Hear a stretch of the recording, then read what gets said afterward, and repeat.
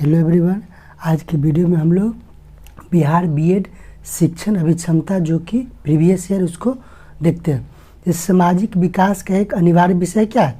सामाजिक व्यवस्था की इच्छाओं को पूरा करना, सामाजिक सुरक्षा की प्राप्ति में स्वीकृति, सामाजिक व्यवस्था एवं किसी उद्देश्य को आंतरिक एकता। यानी सामाजिक विकास का सबसे अनिवार्य विषय क्या होगा? सामाजिक व्यवस्था एवं किसी के उद्देश्य की आंतरिक एकता। ठीक है, बाकी ये सब ऑप्शन गलत है। ये सब ऑप्शन जैसे सामाजिक विकास का कौशल, ये सब नहीं होगा, बल्कि क्या होगा? सामाजिक विकास एवं किसी के उद्देश्य की आंतरिक एकता। नेक्स्ट क्वेश्चन देखिए, वर्ग कक्षा में अभिप्रेरणा की चाबी क्या है? तो वर्ग कक्षा में अभिप्रेरणा की चाबी आपको क्या है? विषय सामग्री की अंतर्निहित लाभ।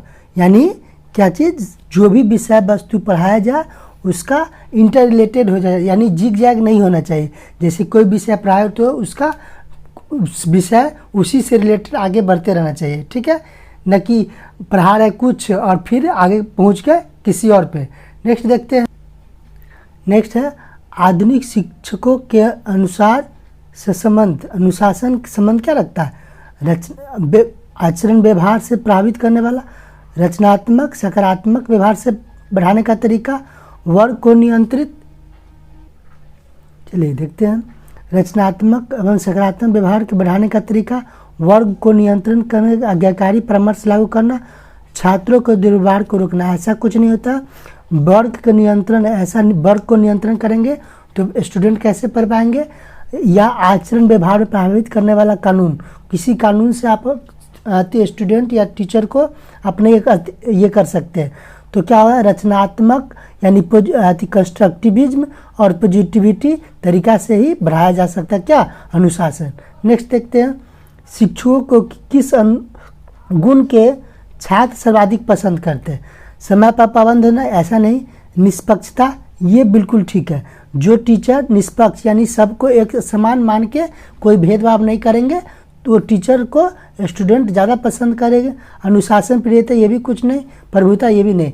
यानी शिक्षक के किस गुण को सर्वाधिक पसंद करेंगे? निष्पक्षता, जो टीचर निष्पक्ष रूप से सभी को एक समान माने। नेक्स्ट देखते हैं, निम्नलिखित में से कौन सा सीखने का परिणाम उत्पादन नहीं है? तो क्या हो गया? मनोवृत्ति है, अवधारणा है, विकास है, कौशल है। तो इसका आंसर क्या हो जाएगा? मनोवृत्ति, यानी एटीट्यूड जिसमें रहेगा तो क्या उसका वो अच्छे से नहीं सीख पाएगा। यानी मनोवृत्ति यानी उसको पहले से सब कुछ आता है तो कुछ नहीं सीख पाएगा। पढ़ाने में सर्वाधिक संतोष का विषय क्या है?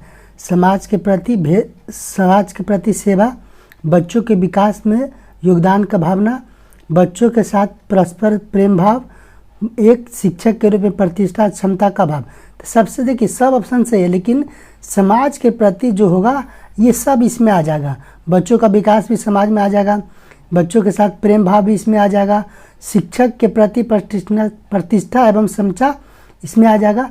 यानी समाज के प्रति पढ़ाने का सर्वाधिक संतोष विषय क्या है? समाज के प्रति सेवा भाव। नेक्स्ट देखिए, इसमें किस विधि की से छात्र सबसे अधिक सीखते हैं? न देखकर, न पढ़कर, न सुनकर, जबकि वो स्वयं करके, लर्निंग बाय डूइंग यानी अपने से खुद करके वो सीखता है। ये थ्योरी दिया गया आपको जॉन डीवी के अनुसार ये थ्योरी दिया गया है। किसके अनुसार? जॉन डीवी के अनुसार ये लर्निंग बाय डूइंग का थ्योरी दिया गया है। नेक्स्ट देखिए, विद्यालय में एक सह पाठ्यक्रम गतिविधियों का मुख्य उद्देश्य है। प्रत्येक ऑप्शन, छात्रों के व्यक्तिगत सुसमायोजन, यानी सुसमायोजन का भाव प्राप्त करना। यानी जो भी टीचर पढ़ा रहे हैं गतिविधि है उसमें बच्चा अपने आप को एडजस्ट कर ले, कैसे उसमें आपको अपना योगदान दे सके। जैसे छात्र अपने उसमें एडजस्ट कर जाए, जैसा स्कूल का माहौल हो उसमें एडजस्ट कर जाए। नेक्स्ट देखिए, इसमें कक्षा शिक्षण में रुचिकर बरकरार रखने के लिए एक शिक्षक को क्या करना चाहिए? शाम पाठ का अधिक से अधिक प्रयोग? नहीं, ऐसा नहीं। ये है व्यवहारिक जीवन से अधिक, यानी रियल लाइफ से आप किसी चीज़ को किसी को बताएंगे तो ज़्यादा प्रभावी ढंग से वो सीखेगा। यानी क्या होगा? एक से रुचिकर कब बनेगा? जब व्यवहारिक जीवन से अधिक आप उदाहरण उसको देंगे। ठीक है, नेक्स्ट देखिए, दिव्यांग बच्चों के लिए शिक्षा अनिवार्य है क्योंकि वे असुरक्षित है। ऐसा कुछ नहीं, उनको विशेष शिक्षा की आवश्यकता है, ऐसा भी कुछ नहीं, बल्कि ये उनका मौलिक अधिकार है। क्या? यह उनका मौलिक अधिकार है। दिव्यांग बच्चों की शिक्षा जैसे 6 से 14 वर्ष के बच्चों को दिव्यांग शिक्षा दिया जाता है। ठीक है, नेक्स्ट देखिए, नेक्स्ट है ब्रेल डैश पर आधारित है। बिंदिया पर आधारित नहीं होता है, रेखा पर भी आधारित नहीं होता, ये होता है उभार पर। इसमें 6 बिंदु से ये बना होता है। जैसे आपको 2 बिंदु फिर ये 2 बिंदु, यानी इसमें कुल 6 बिंदु। आपसे पूछा था ब्रेल लिपि में कितना बिंदु का यूज होता है, तो 6 बिंदु का यूज होता है। ये उभार से होता है। ठीक है, तो ब्रेल उभार पर आधारित है। ठीक है, नेक्स्ट देखिए, सीखना डैश पर निर्भर करता है। तो सीखना निर्भर करता है कि बच्चा कितना टैलेंटेड है, वह कितनी जल्दी बातों को जल्दी सीख पाता है। इस पर वो निर्भर करता है सीखना, कि बच्चा कितना टैलेंटेड है, कितना जल्दी उसको कैप्चर कर सकता है। नेक्स्ट देखिए, नए विषय या पाठ को विकसित करने के लिए शिक्षक को डैश आना चाहिए। ऑप्शन देखते हैं, विषय का सार्वगिक ज्ञान, यानी शिक्षक के अंदर, टीचर के अंदर विषय वस्तु का पूरा ज्ञान होना चाहिए, तब ना वो स्टूडेंट को अच्छे से समझा पाएगा। विषय के महत्व की व्याख्या है, व्याख्या लेक्चर देने से कुछ नहीं होता। विद्यार्थियों को स्वाभाविक रुचि, ये सही है, लेकिन विषय वस्तु का सर्वाधिक ज्ञान होना जरूरी है। नेक्स्ट देखिए, विद्यालय पाठ्यक्रम के स्वरूप का डैश से सहमति होना चाहिए। किससे से सहमति होना चाहिए? अतीत के विद्यालय के समान संस्कृति, ऐसा कुछ नहीं। छात्रों की रुचि, प्रयोजन और उद्देश्य, यानी इंटरेस्टेड हो, उसके लिए एम हो, यानी उसको ऑब्जेक्टिव को फुल कर सके, यानी छात्रों की रुचि हो। शिक्षक की रुचि, शिक्षकों की रुचि से कोई बहस नहीं है। विभिन्न विषय की उपलब्ध पाठ्य पुस्तक से भी कुछ लेना देना नहीं है। तो विद्यालय पाठ्यक्रम के स्वरूप को छात्रों की रुचि, प्रयोजन और उद्देश्य से सहमति होना चाहिए। नेक्स्ट देखते हैं, शिक्षकों का प्रथम उत्तरदायित्व डैश के प्रति। जब शिक्षक आ गया तो वहाँ पे क्या? छात्र के प्रति उत्तरदायित्व होगा, ना कि समुदाय का, न कम्युनिटी के प्रति, पढ़ाने वाली विषय ये भी नहीं, और अधिकारी के प्रति। किसके प्रति उत्तरदायित्व? छात्र के प्रति उत्तरदायित्व होना चाहिए। नेक्स्ट देखिए, कक्षा में अनुशासन बढ़ाने का डैश मुख्य लक्ष्य है। तो इसका मुख्य लक्ष्य क्या है आपको देखिए यहाँ पे, पठन पाठन का अनुकूलन वातावरण, ये भी ठीक है। विद्यार्थी को उचित आचरण, ये भी सही है। कक्षा में शांति व्यवस्था, ये भी सही है। लेकिन कक्षा में अनुशासन बढ़ाने के लिए मुख्य क्या है? स्टूडेंट सेल्फ डिसिप्लिन होना चाहिए, स्टूडेंट सेल्फ डिसिप्लिन हो सके। कक्षा में अनुशासन बढ़ाने का मुख्य उद्देश्य क्या? स्टूडेंट खुद से डिसिप्लिन रहे। नेक्स्ट देखिए, इसमें विद्यालय शिक्षा में मूल्यांकन का चुनौतीपूर्ण आयाम क्या है? विद्यालय में मूल्यांकन का चुनौतीपूर्ण आयाम है आपको उसमें ग्रेडिंग करना, श्रेणी यानी ग्रेड करना, पॉइंट देना, ये आपका क्या है? चुनौतीपूर्ण आयाम है। ठीक है, नेक्स्ट देखिए, इसमें शिक्षक के लिए पाठ्यक्रम सामग्री का प्रभावी तक बनाने की आवश्यक क्या है? यह आपको क्या करता है? विद्यार्थी के अनुभव से पाठ्यक्रम सामग्री को जोड़ना।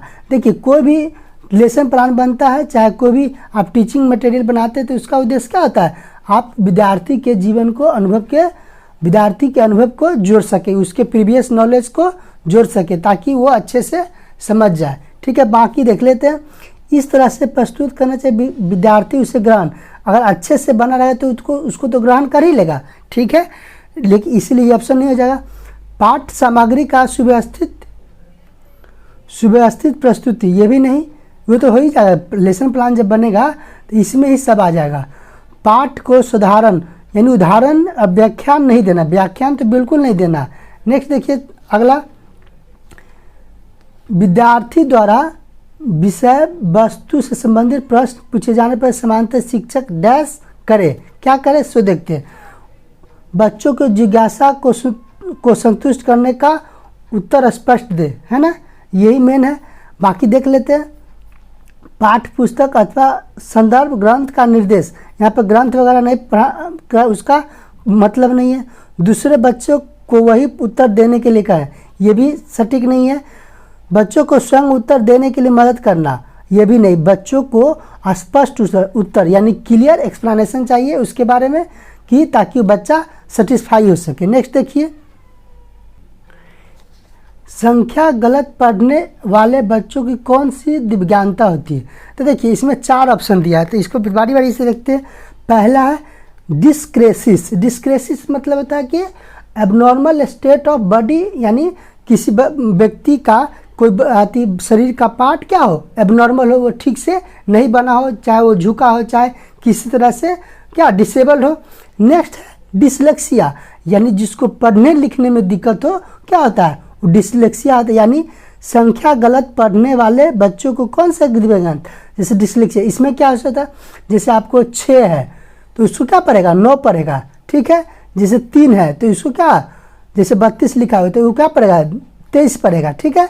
यही आपको क्या, संख्या गलत पढ़ने से बच्चों की दिव्यांगता डिसलेक्सिया। अब देखिए डिस्फेजिया क्या है, आपको पेन होगा कहाँ, स्टोमक या स्टोमक में पेन या बर्न, जैसे जलन होगा स्टोमक में, उसको डिस्पेसिया कहते हैं।